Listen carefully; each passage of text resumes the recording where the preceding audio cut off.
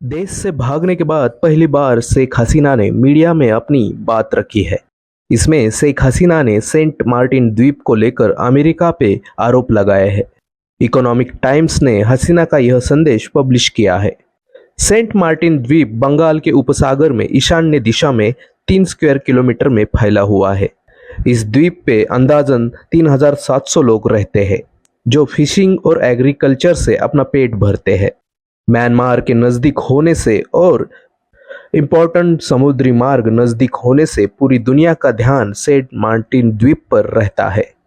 अपने समर्थकों के लिए दिए मैसेज में हसीना ने कहा कि बंगाल के उपसागर में वर्चस्व निर्माण करने के लिए अगर मैंने सेंट मार्टिन द्वीप अमेरिका को दिया होता तो मैं अभी भी सत्ता में बरकरार रहती। लेकिन इसके बाद शेख हसीना के बेटे सजीद वाजिद ने इस दावे का खंडन किया। उन्होंने कहा कि मेरी मां ने उनके इस्तीफे के बारे में कोई भी टिप्पणी नहीं की है। मीडिया में आई सारी बातें फेक है। दूसरी तरफ यूएस स्टेट डिपार्टमेंट ने भी सारे आरोपों का खंडन किया है। मैथ्यू मिलर ने कहा कि हमने सेंट मार्टिन द्वीप को अपने कब्जे में लेने की कोई भी बात नहीं की है। सेंट मार्टिन द्वीप को जिंजीरा या नारियल द्वीप के नाम से भी जाना जाता था।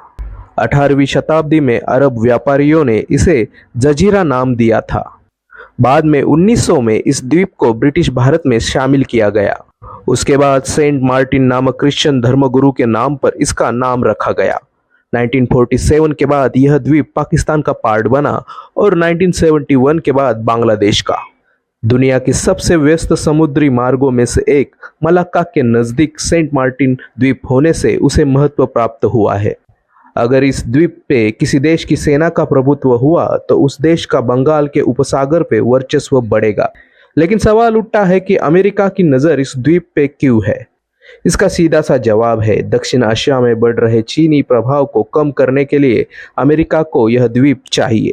दूसरी तरफ भारत और चीन इन दोनों ही आर्थिक महाशक्तियों पर नजर रखने के लिए इस द्वीप से अमेरिका को आसानी होगी।